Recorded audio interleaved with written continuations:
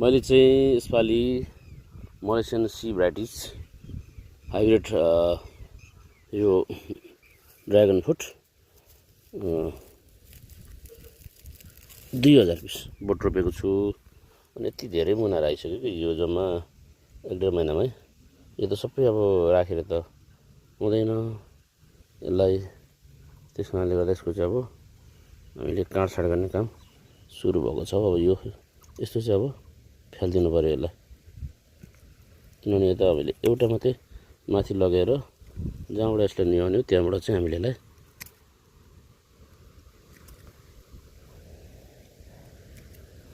गर्ने हो यस्तो पाराले।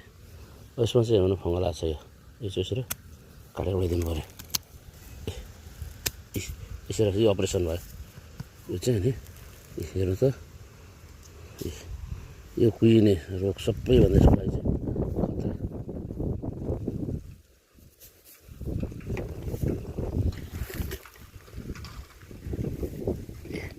यो सानो सानोहरूलाई हामीले अहिले उडाइदियो भने पछिलाई सजिलो हुँदो रहेछ।